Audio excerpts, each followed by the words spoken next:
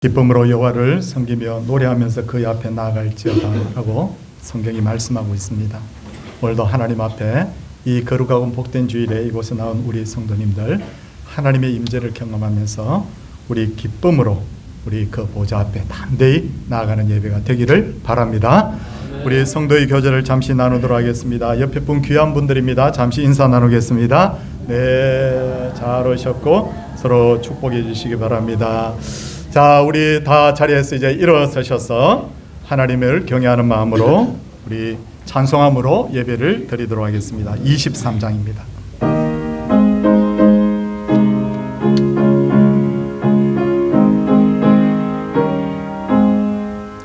만입이 내게 있으면 그 입 다하지고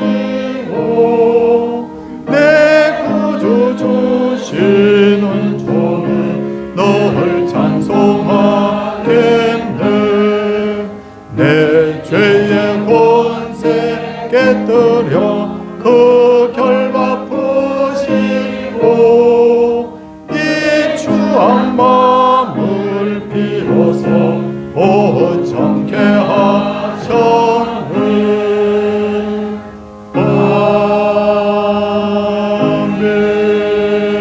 아멘. 자리에 앉으시기 바랍니다. 하나님께서 주신 십계명을 우리 교독하도록 하겠습니다. 제1은 너는 나 외에는 다른 신들을 내게 두지 말라.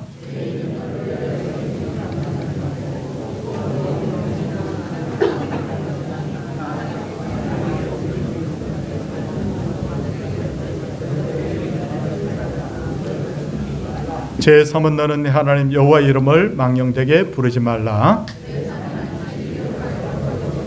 제5는 내 부모를 공경하라. 제7은 간음하지 말라. 제9는 내 유세 다하여 거짓 증거하지 말라. 아멘. 우리의 신앙을 고백하도록 하겠습니다. 나는 전능하신 아버지 하나님 천지의 창조주를 믿습니다. 나는 그의 유일하신 아들 우리 주 예수 그리스도를 믿습니다. 그는 성령으로 잉태되어 동정녀 마리아에게서 나시고 본디오 빌라도에게 고난을 받아 십자가에 못 박혀 죽으시고 장사된 지 사흘 만에 죽은 자 가운데서 다시 살아나셨으며 하늘에 오르시어 전능하신 아버지 하나님 우편에 앉아 계시다가 거기로부터 살아있는 자와 죽은 자를 심판하러 오십니다. 나는 성령을 믿으며 거룩한 공교회와 성도의 교제와 죄를 용서받는 것과 몸의 부활과 영생을 믿습니다. 아멘. 찬송 183장입니다. 찬송 후에 최병두 장로님 기도 인도하시겠습니다.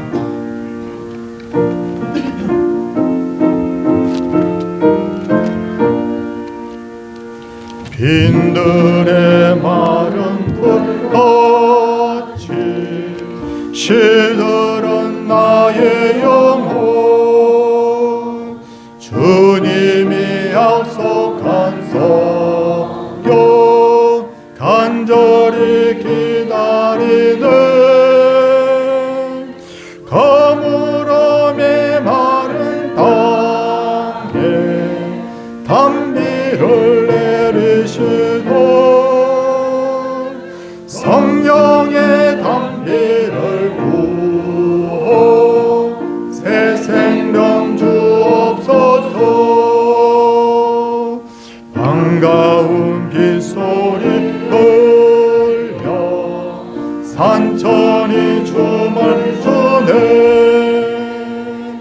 봄비로 내리는 성령 내게도 주옵소서. 가물음의 마른 땅에 단비를 내리시고 성령의 단비를 부어 새 생명 주옵소서. 절 따라 우로를 내려 조목이 무성하니 갈급한 내 심령 위 성령을 부어소서. 가물음에 마른 땅에 단비를 내리시도 성령의 단비를 부어 새 생명 주옵소서.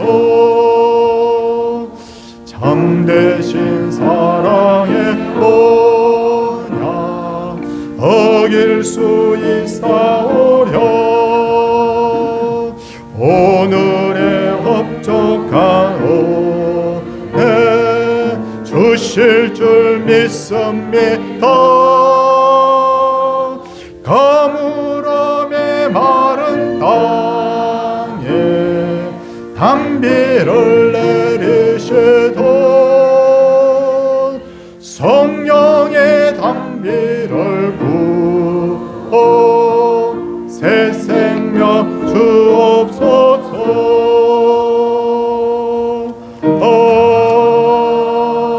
아멘.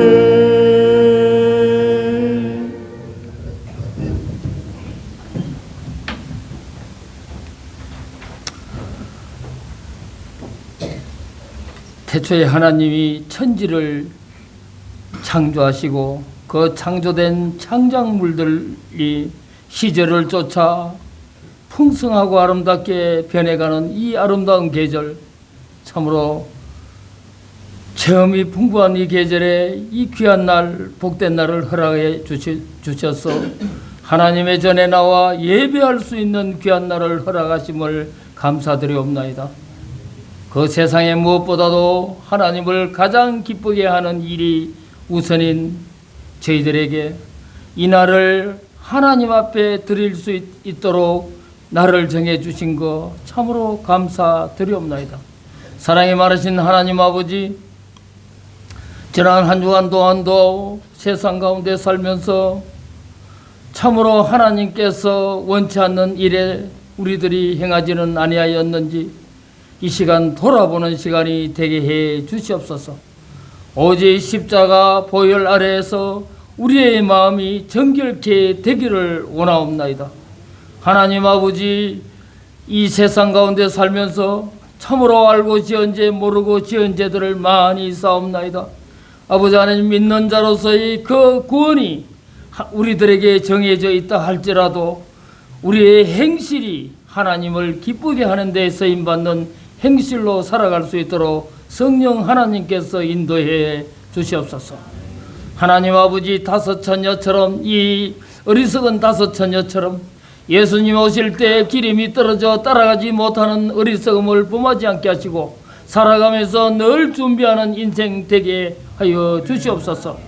이곳에 하나님의 교회를 세우시고 지금까지 인도하신 아버지 하나님 감사드리옵나이다. 하나님의 교회가 이 올 한 해 동안도 변함없이 그 달에 맞게 복음의 계획을 수립해 왔으며 이 10월 한 달 동안도 또한 풍성하게 준비하는 모든 복음의 계획들을 이루어가고 있사오니 하나님 아버지께서 각인의 심령들 위해 힘을 주시고 능력을 주셔서 하나님을 기쁘게 하는 데 귀하게 쓰임받는 권속들 다 될 수 있도록 주께서 역사해 주시옵소서.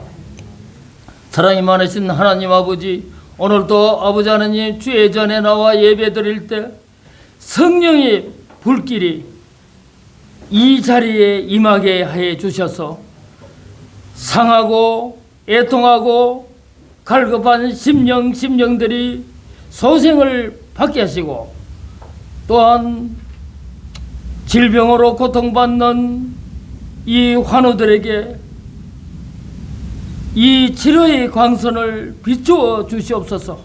또한 가족들에게도 하나님의 위로를 내려 주시옵소서.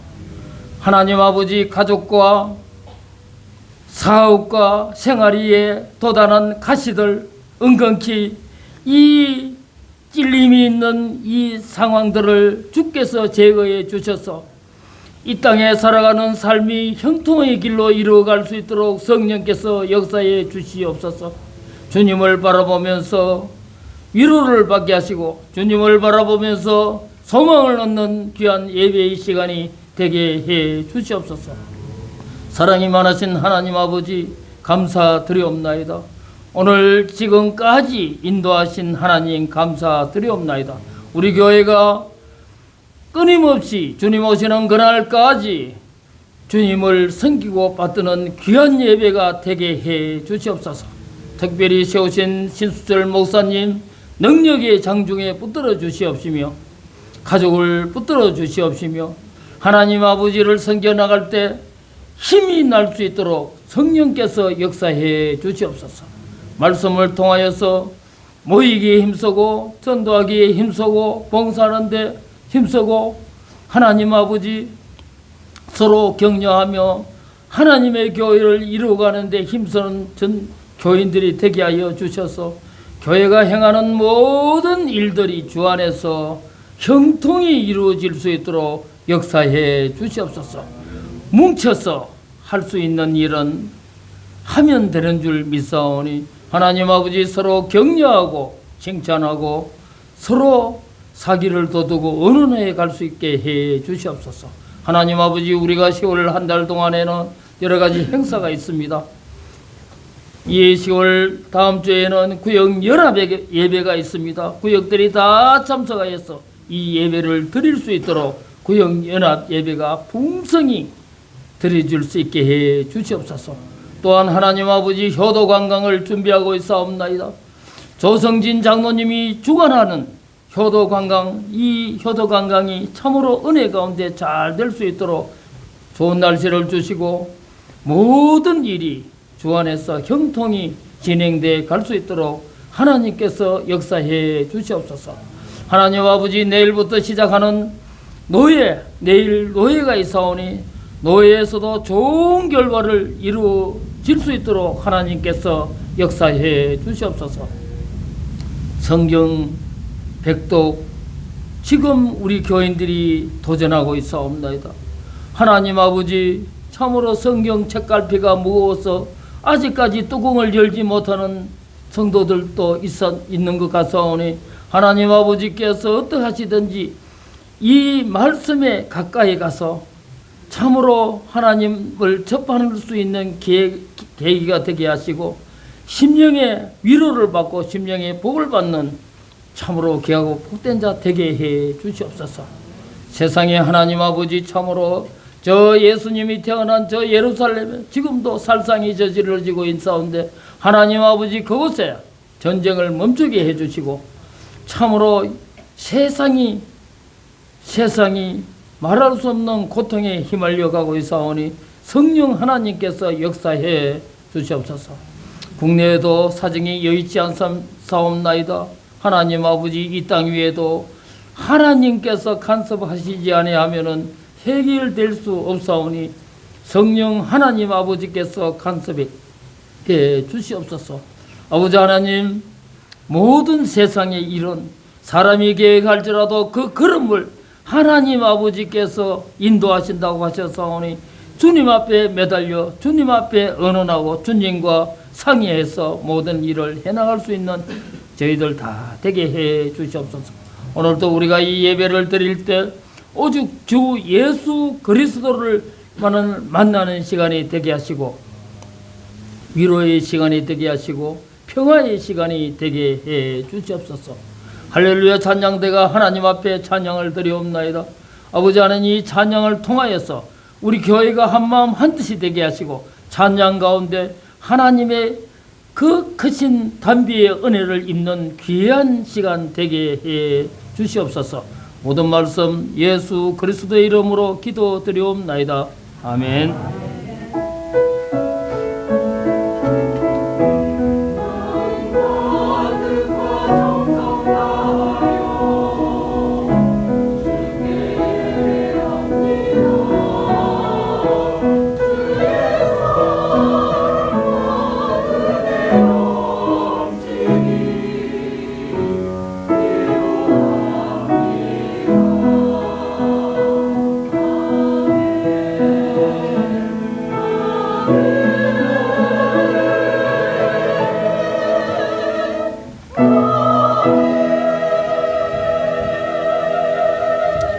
하나님의 말씀은 요한복음 21장 15절에서 17절 말씀입니다.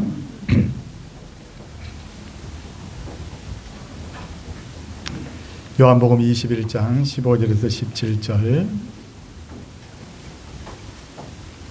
그들이 조반 먹은 후에 예수께서 시몬 베드로에게 이르시되 요한의 아들 시몬아 내가 이 사람들보다 나를 더 사랑하느냐 하시니 이르되 주님 그러하나이다. 내가 주님을 사랑하는 줄 주님께서 아시나이다 이르시되 내 어린 양을 먹이라 하시고 또 두 번째 이르시되 요한의 아들 시몬아 내가 나를 사랑하느냐 하시니 이르되 주님 그러하나이다. 내가 주님을 사랑하는 줄 주님께서 아시나이다 이르시되 내 양을 치라 하시고 세 번째 이르시되 요한의 아들 시몬아 내가 나를 사랑하느냐 하시니 주께서 세 번째 내가 나를 사랑하느냐 하심으로 베드로가 근심하여 이르되 주님 모든 것을 아시오매 내가 주님을 사랑하는 줄을 주님께서 아시나이다. 예수께서 이르시되 내 양을 먹이라. 아멘. 할렐루야 찬양대 준비된 찬양으로 하나님께 영광 돌려드리도록 하겠습니다.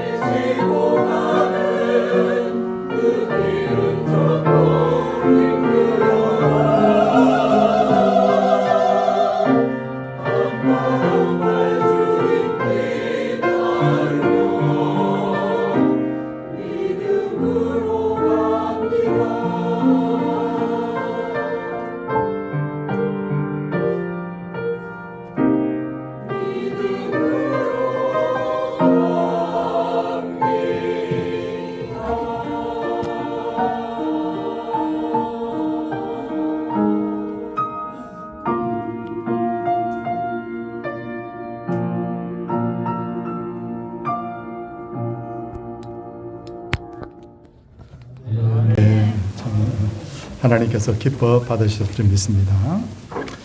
우리나라 말에 기대가 크면 실망이 크다는 말이 있는데, 저 친구는 나의 평생의 친구가 될 줄 알았는데 그 친구가 나를 떠난다든지, 누군가를 믿고 그에게 큰 도움을 주었는데 그 사람이 나를 배신한다든지, 그러면 인간적으로 매우 우리의 마음이 힘든 시간을 보내게 될 것입니다. 예수님의 제자 베드로도 두 가지 큰 실망을 겪게 되는데, 먼저는 예수님에 대한 실망이죠. 베드로의 생각에는 예수님의 능력 정도라면 당연히 이스라엘의 왕이 되거나 사람들로부터 엄청난 지지를 받을 줄 알았는데, 예수님이 힘 한번 써보지 못하고 십자가에 달렸을 때, 나는 예수님 믿었는데 예수님이 왜 저럴까 하고 예수님에 대해서 실망을 했을 것입니다. 그런데 베드로는 그것보다 더 큰 실망을 한 것이 있는데, 그것은 바로 자기 자신에 대한 실망이었죠. 예수님의 제자였던 베드로는 모든 면에서 자신감이 넘치는 사람이었습니다. 어느 날 예수님께서 제자들에게 너희는 나를 누구라냐고 물으셨을 때, 베드로는 주님은 그리스도시요 살아계신 하나님의 아들입니다 라고 멋진 신앙을 고백을 했을 뿐만 아니라, 예수님이 이제 십자가에 달려 죽으실 것에 대해서 말씀할 때도 모든 사람이 주님을 버릴지라도 나는 버리지 않겠다 하고 말했던 사람이 바로 베드로였어요. 겟세마네 동산에서 대제사장이 보낸 군병들이 예수님을 잡으러 왔을 때도 베드로는 용감하게 칼을 빼서 대제사장의 하인의 귀를 벨 만큼 그는 누구보다도 예수님을 사랑했고 예수님을 위해서라면 무엇이든지 할 수 있다고 자부했던 그런 유의 사람이었습니다. 그런데 여러분, 이상과 현실이 다르다는 말이 있죠. 정작 예수님께서 대제사장에 잡혀서 신문을 받게 되자 그는 예수님을 3번이나 모른다고 부인을 하는데, 마태복음 26장을 보면 베드로가 예수님 부인하는 장면이 굉장히 처절하게 부인을 하는 것을 알 수가 있습니다. 처음에 한 여종이 베드로에게 너는 갈릴리 사람 예수와 함께 있었도다 라고 해요. 그 말을 들은 베드로 모든 사람 앞에서 부인하여 이르되 나는 내가 무슨 말을 하는지 알지 못하는 겁니다. 너 무슨 말을 하고 있어? 나 예수 몰라. 그러다가 다른 여종이 사람들에게 이 사람이 나사렛 예수와 함께 있었도다 라고 하자, 베드로는 이번에 맹세하여 나는 그 사람을 알지 못한다. 맹세를 하고 있어요. 아니, 그런데 3번째는 더 충격적입니다. 이 사람들이 베드로를 막 몰아세웁니다. 그러자 베드로가 뭐라고 합니까? 성경을 보니까 저주하며 맹세하여 이르되 나는 그 사람을 알지 못하노라. 이 베드로 유대인이에요. 베드로 유대인인데 유대인인 베드로가 맹세하고 저주하면서 나 예수 모른다고 했다고 하면 이것은 자기의 모든 것을 걸고 예수님을 부인을 한 것입니다. 그 순간에 닭이 울었고 베드로는 펑펑 울면서 자신의 그 행동을 후회하게 돼요. 그리고 여러분, 성경을 보시면 예수님이 부활할 때까지 베드로는 더 이상 성경에 등장하지 않습니다. 예수님의 아끼는 제자 요한이 예수님 따라서 골고다 언덕까지 그 십자가 밑에까지 갈 때도 베드로는 동행하지 않아요. 그래도 수수자라고 하던 베드로가 안식 후 새벽 첫날이 되었을 때 새벽 그 시간에 마리아와 많은 여자들이, 몇몇의 여자들이 예수님의 그 무덤을 찾아갔을 때도 베드로는 동행하지 않습니다. 왜 그랬을까요? 아마도 자기 자신에 대한 실망감이 너무 컸기 때문 아닐까요? 그래서 예수님의 십자가 사건 후에 베드로는 조용히 숨어 있었죠. 그런데 요한복음 20장을 보면 안식 후 첫날 새벽에 막달라 마리아가 예수님의 무덤에 돌이 옮겨진 것을 보면서 베드로와 요한에게 이 소식을 전하게 돼요. 예수님이 무덤에 비어 있다고.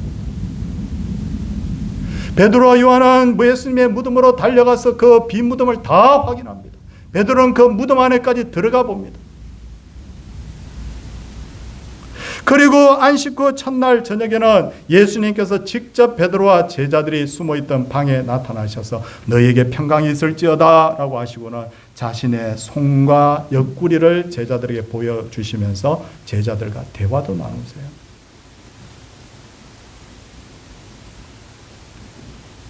이쯤 되고 나면 베드로와 제자들이 뛸 듯이 기뻐해야 되죠.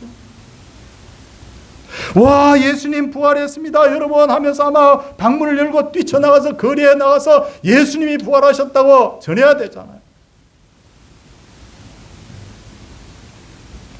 아니면 자기들끼리 모여서 그동안 된 일에 대해서 서로 간정을 나누고 기도하면서 하나님의 그 높고 위대하심을 찬양해야 되지 않습니까? 그렇게 해야 정상이지 않습니까? 예수님 부활하신 것도 알았고 예수님을 부활하신 예수님을 직접 만나도 봤기 때문에. 그런데 여러분 요한복음 21장을 보면 갑자기 베드로가 나는 물고기 잡으러 가노라 라고 하는 거예요. 그러자 그 말을 들은 제자들이 우리도 함께 가자는 거예요. 아니 이 제자들이 도대체 어떻게 된 걸까요? 부활하신 예수님을 만났음에도 불구하고 이 사람들이 왜 이렇게 행동하는 걸까요?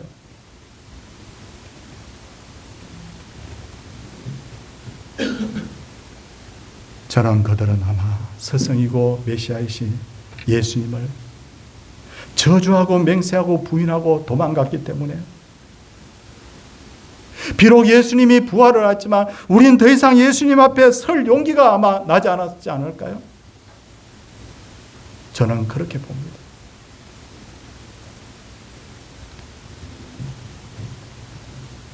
그런데 놀랍게도 예수님은 디베랴 호수에서 고기를 잡고 있던 베드로와 제자들을 찾아오셨어요. 그리고 조용히 말씀하십니다. 얘들아 너희에게 고기가 있느냐? 그리고는 그물을 배 오른편에 던지라 그렇게 말씀하세요. 여기까지의 내용을 살펴보면 여러분 예수님이 어떤 분으로 보이세요? 저는 이 예수님이야말로 진짜 용서와 사랑의 저는 주인이라고 그렇게 봅니다.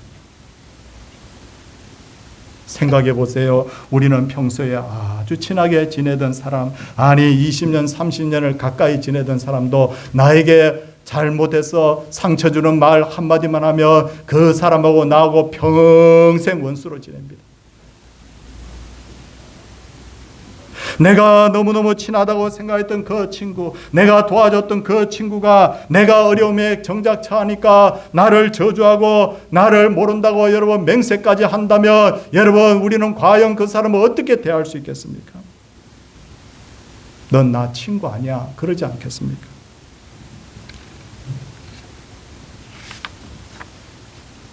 그런데 예수님은 베드로가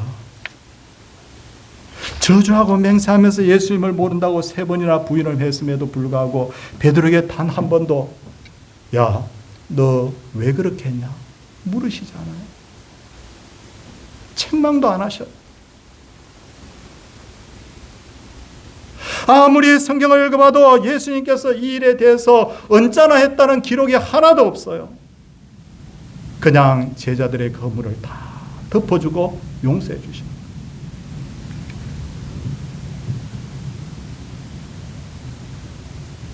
예수님이 이렇게 제자들의 그 허물을 용서하고 덮어줬던 이유가 뭘까요? 아마도 제가 볼 때는 예수님이 미리부터 그 제자들의 영적 수준을 알고 계셨기 때문이라고 봅니다.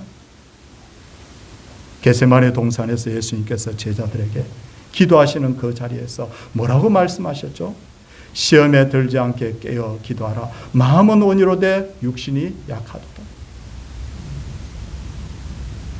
예수님이 보시기에 제자들은 선을 행하고자 하되 선을 행할 만한 능력이 없어요. 베드로가 큰 소리를 빵빵 치면서 그렇게 예수님과 함께 죽겠다고 했지만 예수님은 그 베드로가 그 정도의 그 마음을 지킬 만한 능력이 없다는 것을 알고 계셨어요. 비록 베드로가 예수님을 사랑한다 하더라도 그에게는 그만한 능력이 없어. 그걸 보고 있었던 거죠. 우리도 이런 경험 해봤습니다. 아이들을 키우다 보면 자녀들이 잘못할 때가 있어요. 그때 엄마 아빠가 뭐라고 하죠? 눈을 크게 뜨고는, 야, 너 다음에 또 이런 일 있으면 절대 용서 안 해. 근데 엄마 아빠들은 다 선의의 거짓말을 합니다. 절대 용서 안 해준다 그랬잖아요. 그런데 아이가 비슷한 잘못을 하면 다음에 절대 용서해 줍니다. 왜냐하면 어려서 그렇다 아니까. 엄마 아빠 다시는 그렇게 하지 않을게요 하지만 그 아이가 아직 어리기 때문에 자기 말을 지킬 만한 능력이 없다는 것을 부모가 알거든요. 그러면 부모가 어떻게 합니까? 아이를 꼭 안아주면서 그래, 다음에는 그렇게 하지 마, 그렇게 하자. 예수님의 마음도 이와 같았던 거죠. 그래서 예수님은 베드로와 제자들에게 자신을 부인하고 도망간 것에 대해서 아무 말씀하지 아니하시고 그냥 그 자리에 온유하신 그 얼굴로 찾아오신 거예요. 성경을 보면 오히려 하나님께서는 오라 우리가 서로 변론하자. 너희의 죄가 주홍 같을지라도 눈과 같이 희어질 것이요 진홍같이 붉을지라도 양털같이 희게 되리라 라고 말씀합니다. 우리의 잘못한 것들에 대해서 하나님은 두 판을 다 벌리시고 그래 그렇게 해도 그래도 너희들 하나님 앞에 와야 돼 라고 합니다. 여러분 남 모르는 죄가 있다면 숨기지 마세요. 여러분 죄를 자랑하라는 말이 아닙니다. 죄를 짓고 자랑하는 것은 뻔뻔한 것이에요. 그렇게 해서 안 돼요. 그건 화인 맞은 양심이에요. 제가 말씀드리는 것은 죄가 있는 사람일수록 그 죄를 가지고 하나님 앞에 나와서 용서받고 치유받으라는 거예요. 나도 모르는 사이에 우상 숭배했습니다. 나도 모르는 사이에 불효했습니다. 여러분 간음죄, 도적질한 죄, 거짓말한 죄, 바리새인처럼 겉과 속이 다르게 말하고 행동한 죄, 온갖 죄를 짓고도 의인인 척 했던 그것 하나님 앞에 다 가지고 나오라는 겁니다. 여러분 예전에 제가 전도를 하는데 어떤 분이 저한테 그런 말을 했어요. 전 죄가 많아서 교회 못 간다고. 저는 그분이 양심적인 사람이라고 생각했어요. 그러나 제가 이렇게 말했습니다. 선생님 같은 분이 바로 교회에 오셔야 된다고. 예수님은 건강한 자를 위해서 이 땅에 오신 것이 아니라 영적인 병든, 영적으로 병든 사람을 위해서 이 땅에 오신 의사시기 때문에. 우리가 믿는 하나님, 우리의 구주 되신 예수님은 바로 이런 분이에요. 마태복음, 마가복음, 누가복음, 요한복음은 이런 예수님을 다 소개를 하고 있습니다. 우리가 왜 지금 자꾸만 제가 성경 읽자고 그렇게 하느냐면 이 멋진 예수님을, 이 멋진 하나님을 여러분 성경을 통해서 우리가 발견할 수 있기 때문에 그런 거예요. 그런데 예수님의 행적을 기록한 마태복음, 마가복음, 누가복음, 요한복음을 보면 좀 차이가 나요. 여러분 잘 살펴보면 요한복음 오늘 21장이죠. 우리 몇 장이죠? 요한복음 21장이지 않습니까? 여기에 보면 예수님께서 부활하신 후에 디베라 바다로 제자들을 찾아오신 사건이 기록되어 있는데 마태복음, 마가복음, 누가복음에는 이 내용이 전혀 기록되어 있지 않아요. 요한복음만 이 내용을 기록하고 있습니다. 아니 요한이 왜 이 내용을 요한만 기록하고 있을까? 저는 요한이 예수님의 그 사랑과 예수님의 그 용서를 가장 많이 체험했기 때문이라고 저는 봅니다. 성도님들 요한복음을 가만히 읽어보면요. 요한은 이 성경을 기록하면서 자기 자신에 대한 나 요한이라는 표현을 한 번도 쓰지 않아요. 자, 요한복음 보시면 요한이라는 단어가 여러 번 나오는데 그건 세례자 요한을 말하고요. 자기 자신 요한에 대해서 말하고 있지 않습니다. 그러면 이 요한은 자기 자신에 대해서 어떻게 표현을 하고 있어요? 예수님이 사랑하신 제자다. 그렇게 표현해요. 성경 우리 한번 분위기도 환기시킬 겸해서 우리 한번 찾아볼게요. 요한복음 13장 23절 한번 찾아보십시오. 요한복음 13장 23절 거기에 보니까 한번 성경을 요즘 많이 읽으시는데 한번 찾아보십시오. 자막이 떴군요. 최 집사님 고맙습니다. 같이 한번 우리 살짝 읽어보도록 하겠습니다. 예수의 제자 중 하나 곧 그가 사랑하시는 자가 예수의 품에 의지하고 누워지나. 그가 뭐 하시는 자? 사랑하시는 자. 요한을 말하는 거예요. 자, 집사님 우리 19장 26절도 한번 띄워주세요. 19장 26절도 한번 띄워주시면 거기에 보면 뭐라고 되어 있는지 한번 보겠습니다. 19장 26절에 보니까 찾으셨어요? 찾으셨으면 자 우리 같이 한번 또 읽어보겠습니다. 예수께서 자기의 어머니와 사랑하시는 제자가 곁에 서 있는 것을 보시고 여기까지 뭐하는 제자? 사랑하시는 제자. 요한이에요. 어디 그뿐입니까? 요한복음 우리 21장 7절에도요. 21장 7절에도 하나만 더 찾아볼까요? 우리 21장 7절 한번 찾아보겠습니다. 21장 7절 같이 한번 또 한번 읽어주시겠어요? 예수께서 사랑하시는 그 제자가 베드로에게 이르되 그만 여기까지 하겠습니다. 그런데 그 후에도 21장 20절에도요. 사랑하시는 그 제자라고 나와 있어요. 성도님들, 저는 성경을 읽으면서 이런 생각이 들었어요. 요한은 그 형제 야고보와 함께 성격이 굉장히 과격했던 사람이었다. 이건 사실이죠. 그래서 제가 전에도 말씀드렸잖아요. 우레라고, 우리의 아들이라고. 기차 화통이라고. 근데 그 요한과 야고보의 어머니가 예수님 찾아와서 로비하는 것들을 보니까 이 어머니가 굉장히 성격이 굉장한 분이었겠다는 생각이 들어요. 그래서 그런지 이들 형제는 남들에 대해서도 굉장히 공격적이에요. 보면 알아요. 근데 예수님으로부터 사랑을 계속해서 받으니까 그 마음이 자꾸 녹아지는 거예요. 자기 자신을 그 사랑에 의해서 자기의 그 완악한 마음이 자꾸 녹아지면서 나중에 요한은 어떤 별명을 얻게 되느냐면 사랑의 사도. 뭐라고요? 사랑의 사도라고 한다고. 그러다 보니 요한은 요한복음을 기록할 때도 사랑의 관점에서 기록을 합니다. 사랑의 관점에서, 용서와 사랑의 관점에서.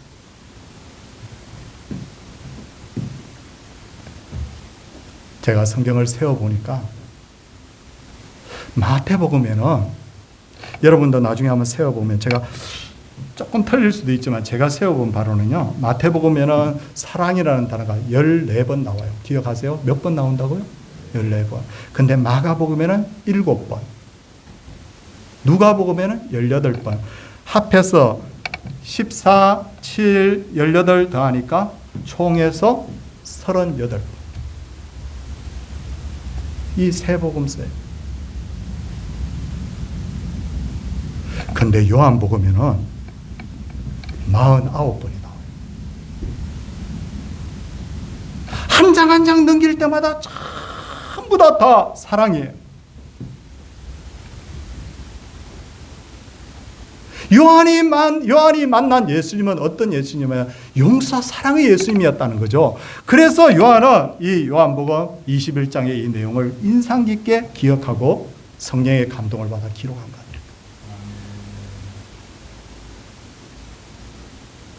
성도님들 혹시 부모님이 생존해 계신 분도 계시겠지만 돌아가신 분이 많이 계시죠.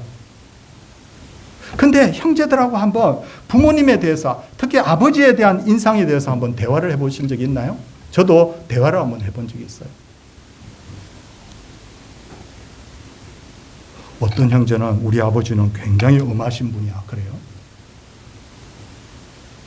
근데 어떤 형제는 아버지에 대한 인상을 나는 우리 아버지가 굉장히 성실하신 분이라고 생각해요. 그러게요? 근데 어떤 분은 이렇게 이야기해요. 나는 우리 아버지는 굉장히 따뜻한 분이라고 생각해요.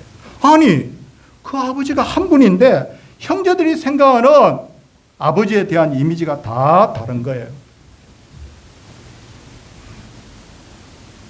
마태, 마가, 누가와 달리 요한은 예수님 하면 머리에 떠오르는 게 뭐냐? 뭐라고요? 사랑이다. 이제 21장을 우리 한번 같이 이제 살펴보겠습니다. 근데 그 바닷가에 나타나신 예수님은 밤새도록 고기 잡느라고 지쳐있는 제자들을 위해서 손수 숯불을 피우시고 고기를 구워주십니다. 그리고 성경에 보니까 배부르게 먹였다고 되어 있죠. 자, 근데 먹는 장면을 제가 한번 흉내를 내보겠습니다. 아, 맛있어.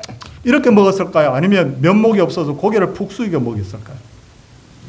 제가 볼 때는 면목이 없어서 고개를 푹 숙이고 먹었을 거예요. 언제 예수님의 불호령이 떨어질지 모르겠다. 그 생각했을 거예요. 그런데 식사 후에 예수님께서는 야단을 치실 줄 알았는데 시몬 베드로를 향하여 이렇게 말합니다. 요한의 아들 시몬아, 내가 이 사람들보다 나를 더 사랑하느냐? 그때 베드로가 조용히 대답합니다. 주님, 그러하나이다. 내가 주님을 사랑하는 줄 주님께서 아시나이다. 그랬더니 제일 끝부분이니까 이러시되 내 어린 양을 뭐하라고 하셨죠? 먹이라. 그렇게 말씀하셨습니다.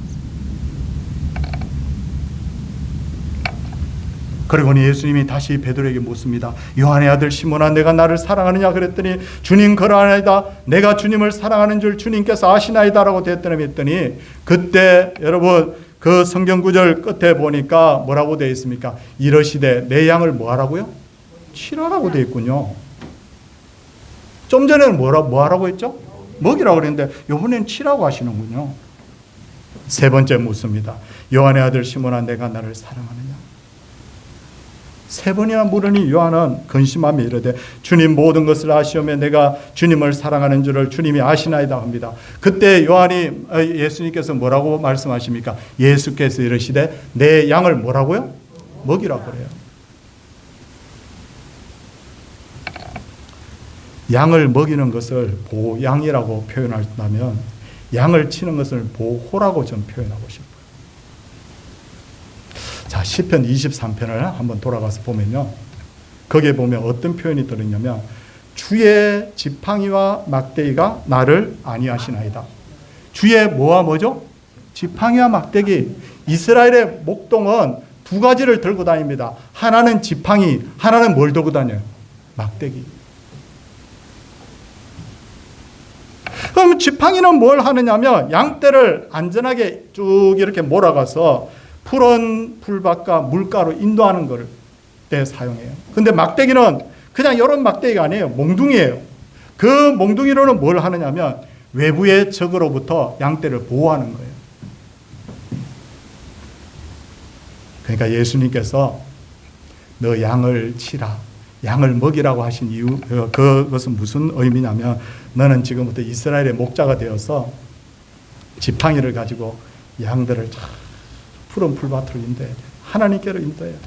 그리고는 또 하나는 뭘 해야 되느냐면 양들을 세상의 그 마귀의 시험으로부터 너 이제부터 지켜야 돼.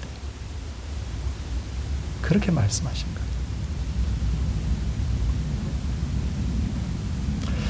그렇다면 이제 마지막으로 하나 더 생각해 볼 것이 있습니다.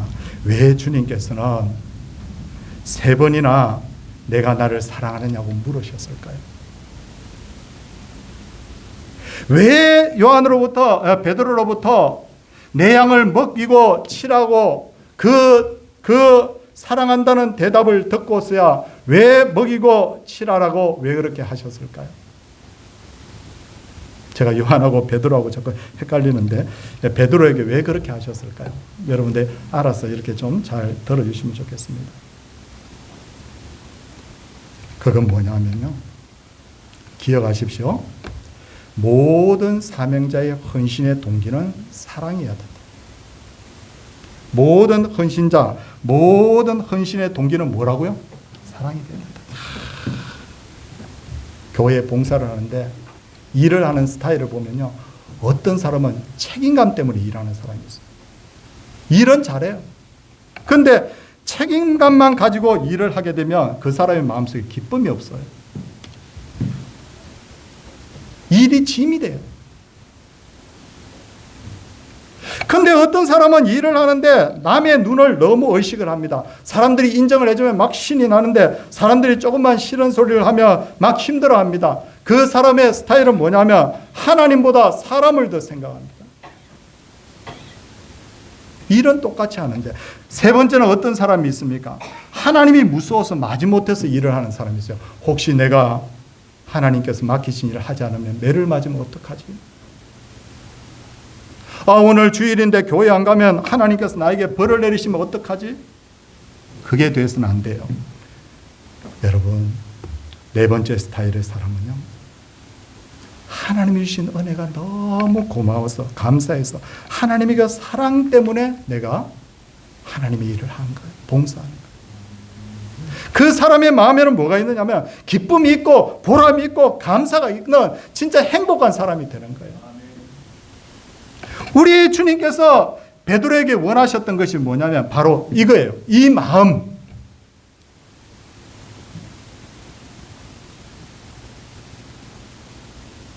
이스라엘 역사에서 최고로 하나님의 마음에 합당하게 맞게 행동했다는 다윗. 하나님이 일을 맡기니까 이렇게 고백합니다. 제가 읽겠습니다. 여호와 하나님이여, 나는 누구오며 내 집은 무엇이게 나에게 이에 이르게 하셨나이까. 감사하다는 거예요. 자, 솔로몬이 성전을 지었지만 대부분의 그 성전 재료는 아버지 다윗이 거의 다 준비했죠. 많은 헌물을 드리고 다윗이 기도하는 내용이 나와 있습니다. 나와 내 백성이 무엇이게 이처럼 즐거운 마음으로 드릴 힘이 있었나이까. 이게 하나님의 사랑을 아는 사람의 모습이에요. 사랑하는 성도님들, 이 시간에 선언합니다. 하나님께서 이 시간 우리의 마음을 만져주셔서 우리가 예배를 하든지 하나님께 예배를 드리든지 아니면 여러분 하나님 앞에 충성하고 봉사하든지 헌신하든지 우리의 마음이 사랑 눈, 책임감, 하나님이 무서워서가 아니라 하나님에 대한 사랑을 경험했기 때문에 우리가 헌신할 수 있는 그런 마음을 하나님께서 우리 모두에게 주시기를 주님의 이름으로 소원을 드립니다. 그래서 주님이 오늘 우리에게 물으십니다. 내가 너희 베드로에게 물었던 그 질문을 너희에게 또 하겠다. 너희는 나를 사랑하느냐? 목회를 해도 하나님 사랑하는 마음으로, 예배를 드려도 기도를 해도 헌신을 해도 하나님 사랑하는 마음으로. 여러분, 오늘도 하나님께서 이 마음 우리 모두에게 주셔서 정말 행복한 그리스도인들 다 되시기를 주님의 이름으로 축원을 드립니다. 함께 우리 찬송하겠습니다. 205장입니다.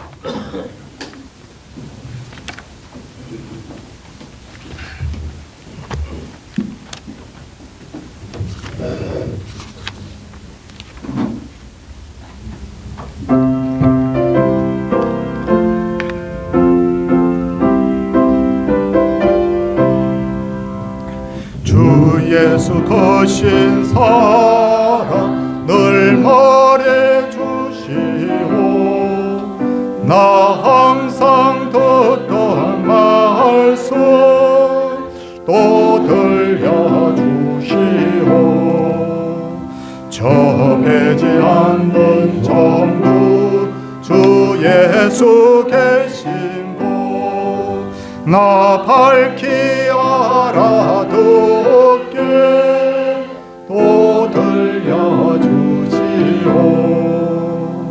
나 항상 듣던 말씀 나 항상 듣던 말씀 주 예수 거신 사랑 또 들려주시오.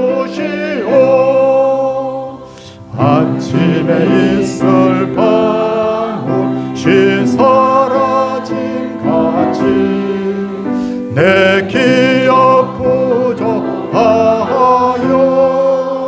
늘 이기시오니 잘 알아듣기 쉽게 늘 말해주시오.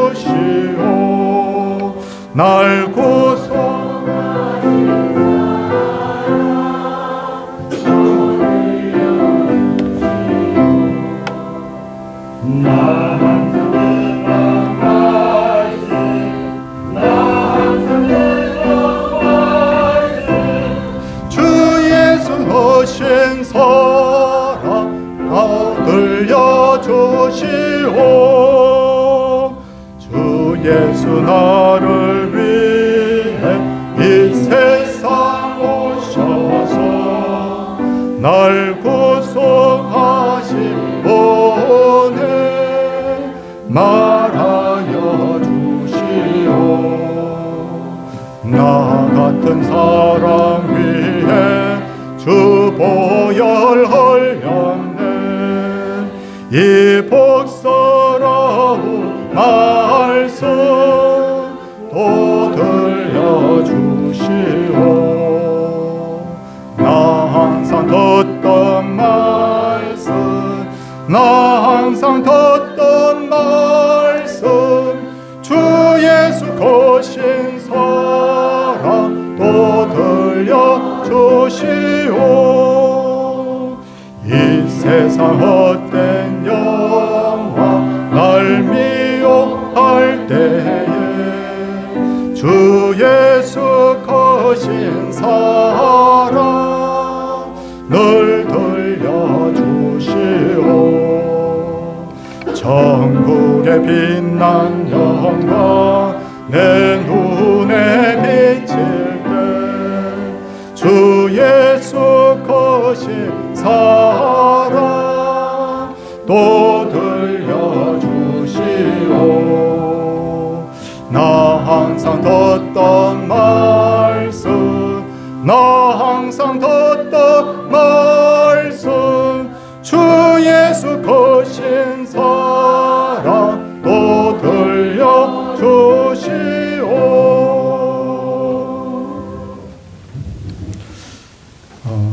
하나님 아버지, 장례식을 은혜 중에 잘 마치게 하여 주심을 감사를 드립니다. 늘 은혜 주심을 감사드립니다. 건강과 형통의 복을 주시옵소서. 감사합니다. 푸른 하늘과 나무, 땅 모두 감사합니다. 늘 함께 하시는 주님 감사합니다. 하나님 은혜 감사합니다. 하나님 모든 범사에 감사드립니다. 범사의 주님께 감사드립니다. 범사에 감사드립니다. 범사에 감사, 범사에 감사, 생일 감사의 드렸고요. 또 생일 감사의 이렇게 두 분 생일 감사의 하나님 앞에 드렸습니다.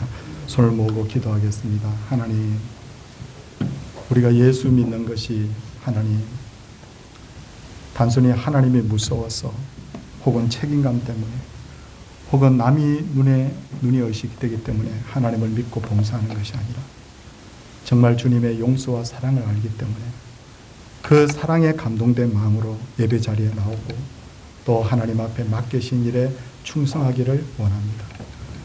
이 요한이 이 성경을 기록하면서 계속해서 사랑을 부르짖었던 것처럼 오늘 디베랴 바닷가에서 그 베드로를 찾아와서 베드로를 용서하고 품에 품어주셨던 그 사랑, 우리도 동일하게 받은 주의 백성들입니다.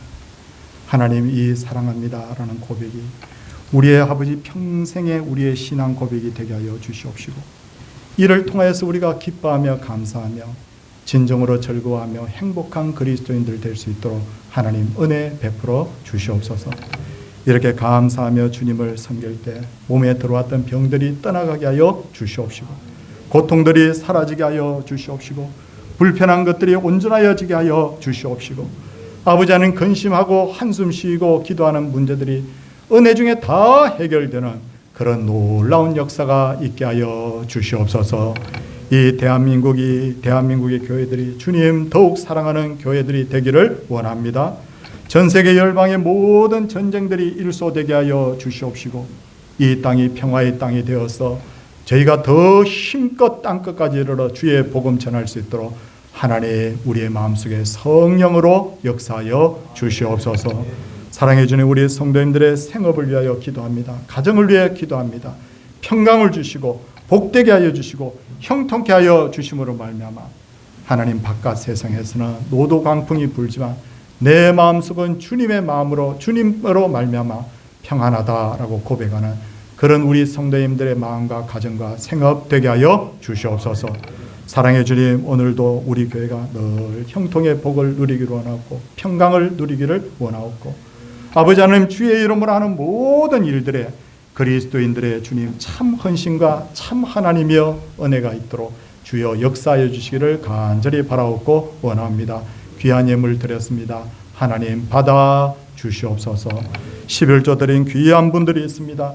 믿음의 고백을 물질로 하나님 앞에 드렸사오니 이 11조에 해당하는 하나님의 그 약속의 복들이 그와 그 가정에 꼭 이루어지게 하여 주시옵시고, 감사함을 드린 분들이 있습니다. 하나님 그 제목과 감사의 그 마음을 주님께서 흠량하여 주시옵시고, 하나님께서 받으심으로 그 삶이 더욱 감사의 삶이 되는 그런 놀라운 역사가 일어나게 하여 주시옵소서.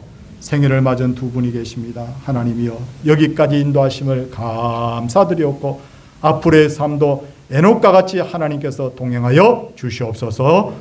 건축원금, 전도 성교예물, 추정예물 하나님 앞에 늘 구별하여 드리는데 저희가 하나님 물질의 복도 받아서 주의 일을 더 힘있게 하며 더 힘있게 주의 하나님의 복음을 전할 수 있는 그런 교회로 또한 사용하여 주시옵소서. 하나님께서 우리 모두에게 큰 은혜를 부어주시기를 간절히 비옵고 예수님 이름으로 기도드리옵나이다. 아멘. 이제 자리에서 일어서셔서 208장 1절 마지막 절 찬송하겠습니다.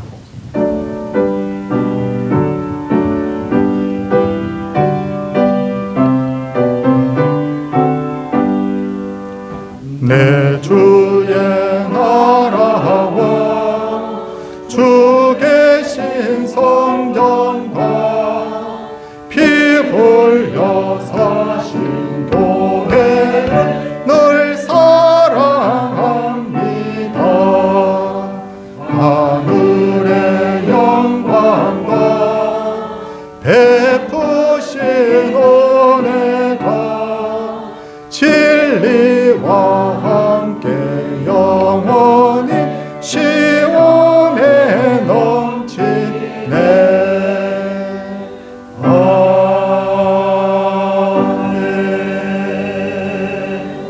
주 예수 그리스도의 은혜와 하나님의 무한하신 사랑과 성령의 감화교통하심 역사가 하나님을 사랑하는 하나님의 백성들과 그 자녀예와 가정예와 생업예와 핏값으로 사신 교회 위에 이제로부터 영원토록 함께 있을지어다.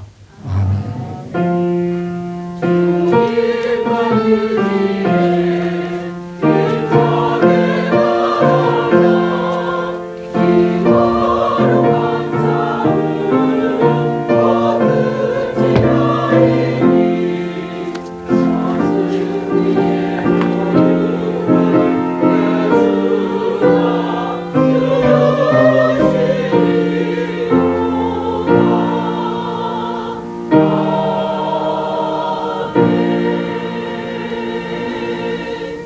자리에 앉으시기 바랍니다. 저도 지난달하고 이번 달에 결혼식하고 장례식이 워낙 많았어요. 한 8, 9군데 정도 된 것 같아요. 근데 오늘 제가 보니까 우리 성도님들 주일인데도 출타를 하신 분들이 좀 많이 계시는 것 같은데 어쩔 수 없이 혹시 출타를 하게 된다면 새벽 예배를 드리고 간다든지 저는 그런 마음으로 우리가 할 수 있었으면 하는 마음을 늘 가지고 있습니다. 하나님 중심의 주일이 꼭 되어야 될 줄 알고요. 지난주에 우리 김현석 집사님이 목사님 이제 나이도 많고 해서 교회 여기까지 너무 멀어서 힘들어서 이런 근심을 하시게 제가 한 줄 더 얼마나 기도했는지 몰라요. 근데 이렇게 얼굴 뵈니까 너무 좋은 거예요. 멀리서 오시는데 연세도 높으신데 목사로서 할 수 있는 일이 늘 기도하는 것인 줄 압니다. 너무 여러분 우리 여기가 내가 있는 하나님의 집입니다. 우리 끝까지 힘들고 어렵지만 우리 충성하시기를 부탁을 드립니다. 3부 예배는 육저전도의 헌신 예배고요. 다음 주에는 우리 구역 연합 예배 드립니다. 창동 구역 특성해 주시고 주보의 이면에 보면 성경을 이제 통독하신 분들 명단이 자꾸 올라가고 있는데 저도 이제 드디어 1독을 했습니다. 하고 제가 이제 2독을 지금 도전하고 있는데 여러분 이럴 때 해야 돼요. 이럴 때 해야 된다고요. 평소에 혼자 하긴 조금 힘들잖아요. 그래서 이번에 꼭 한번 100독 우리 목표를 이루어서 우리 추수감사절 때 하나님 앞에 우리 충성된 그 결과를 드릴 수 있었으면 하는 마음을 가지고 있습니다. 효도관광 10월 24일 날 오전 9시에 출발합니다. 70세 이상인데 부부 중에 한 분이라도 70세 넘으면 부부가 같이 오시면 됩니다. 서울 중부노예 정기노예가 내일 한일교회당에 있어요. 저희는 저와 우리 조성인 장로님이 총대로 갑니다. 그리고 주중에 우리 조성인 장로님 어머님 하나님의 부르심을 받았는데 성도님들이 많이 오셔서 위로해 주셔서 감사하다고 오늘 떡을 대접합니다. 우리 이 가정을 위해서 꼭 기도해 주시고, 그리고 우리 최수혁이 기흉 때문에 입원을 2번 했는데 이번에 또 입원을 했어요. 그래서 아유, 이 부모의 마음이 얼마나 힘들까, 우리 할머니의 마음이 얼마나 힘들까, 그런 생각이 듭니다. 우리 수혁이가 잘 건강하게 자라서 하나님의 영광을 드러내는 그런 아이가 되도록 우리 여러분들 꼭 기도해 주십시오. 제가 늘 부르짖는 게 있습니다. 식사는 맛있게, 그죠? 교제는 어떻게 해요? 싸우면서 즐겁고 은혜롭게 그렇게 하시고 우리 오후 시간에 뵙도록 하겠습니다. 자, 서로 우리 축복하는 마음으로 인사하겠습니다. 할렐루야!